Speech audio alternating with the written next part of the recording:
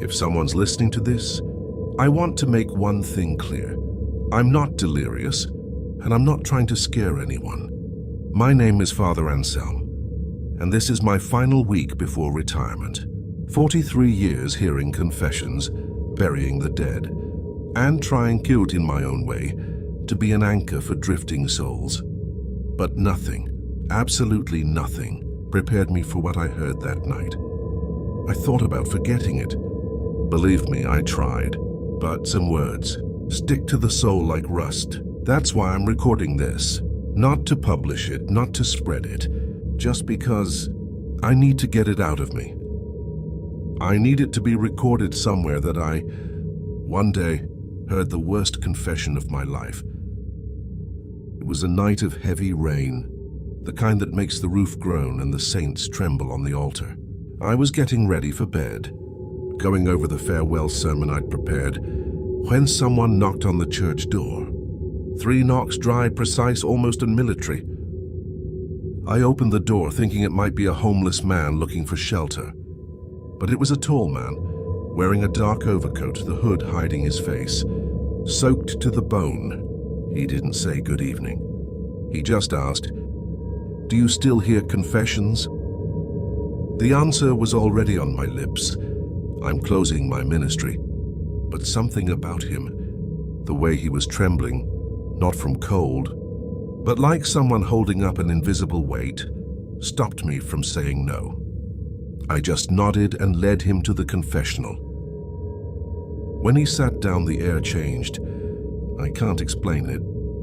The candle flickered. My stomach turned, and for the first time in years I made the sign of the cross out of fear, not faith. My whole life I did everything wrong. He began, his voice dry, hoarse but steady. I got into crime early. Theft, dealing, whatever the city allowed. No one waiting for me at home, so I did what I had to just to stay awake and hungry.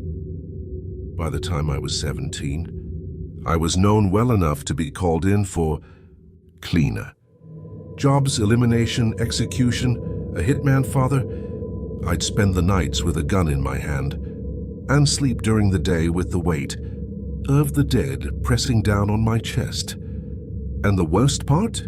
I was good at it.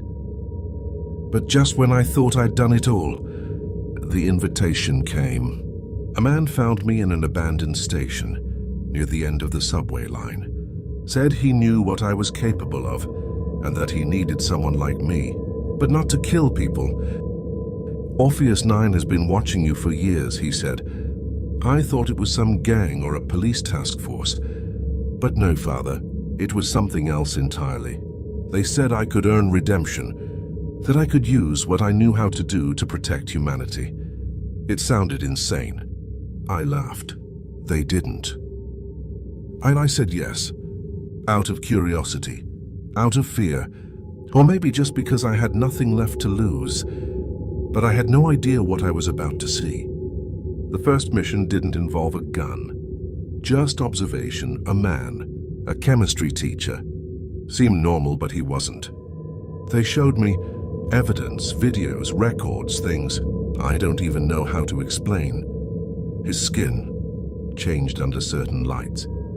His eyes sometimes wouldn't blink for hours, and he never ate, never. On the 3rd day, I got clearance to eliminate. I didn't hesitate.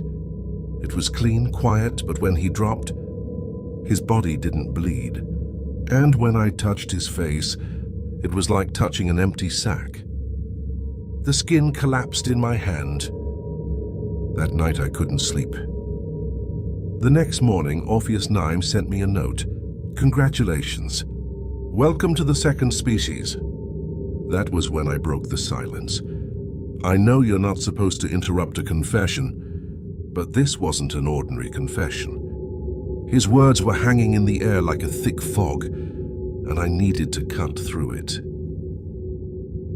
Are you saying these things aren't human? I asked, my throat dry, gripping the crucifix so tightly it hurt. On the other side of the screen, silence. For a moment, I thought he was going to leave, but then he spoke, his voice low, as if he feared something other than me might be listening. No, they're not. Some pretend really well. Others don't even try. So what are they then? They call them the second species. Not everyone in Orpheus 9 knows what that actually means. It's like a code, something only a handful of people at the top understand. The rest of us just get orders, targets, instructions. But I've seen things, Father. Things I'll never be able to unsee. On my third mission, I was sent to an abandoned orphanage in rural Romania. They told me an anomaly had manifested there. I thought it'd be some psycho living in the ruins. I was wrong. Inside, there was no sound, none, no wind. No animals, nothing. It was like the air itself was stuck. On the third floor I found the thing. I don't know how to describe it. It looked like a child, but it had no face. Just smooth, stretched skin. And the arms were too long. They moved like they were underwater. It saw me, or sensed me, I don't know. And then it started to cry. But the crying didn't come from a mouth. It came from the walls, from the floor, from inside my skull. I shot it 3 times, then I had to set it on fire. Orpheus 9 instructs full incineration. When you're not sure what you're dealing with. There was nothing left. No smell, no blood, not even bones. And to this day, when I close my eyes, I still hear the crying from the walls. Father, I've killed over 20 of these things, and with each mission I realize Orpheus 9 isn't trying to save the world. They're trying to contain something that's already here. He took a deep breath. For the first time, his voice faltered.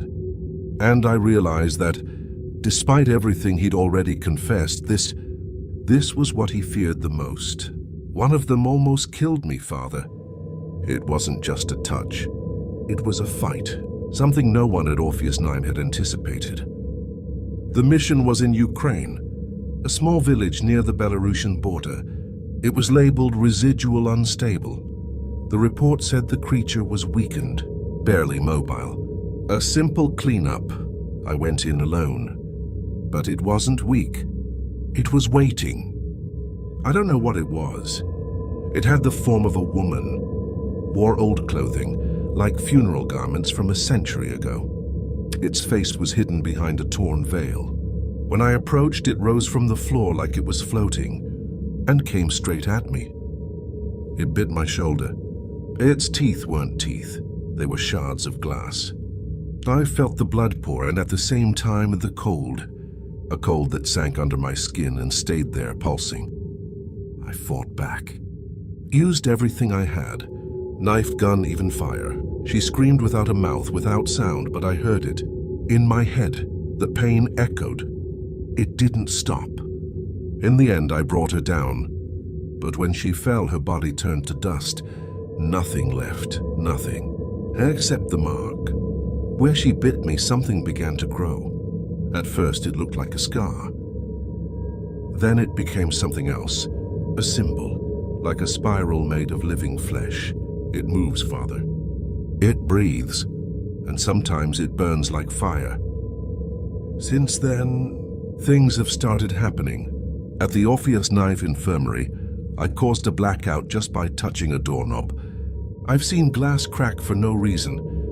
I've had dreams where I speak in languages I don't know. And when I wake up, parts of my body are colder than the rest, as if something inside isn't mine anymore.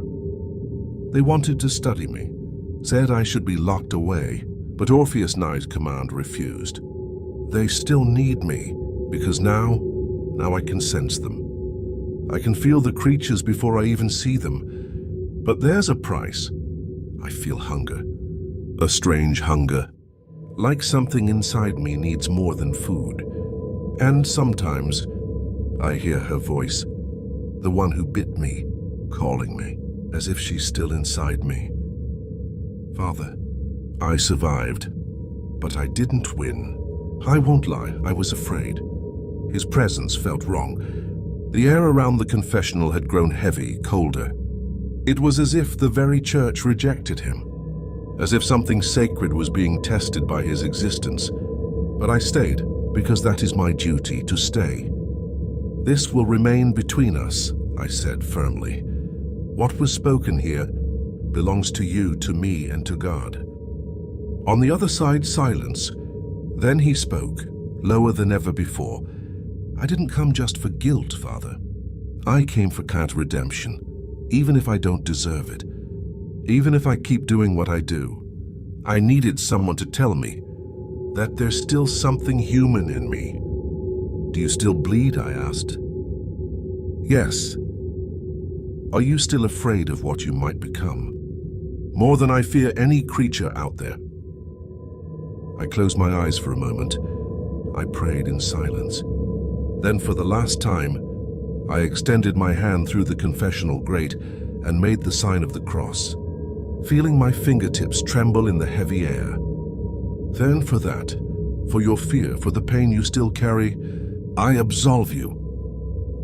He drew a deep breath, like a man surfacing from a long, cold drowning.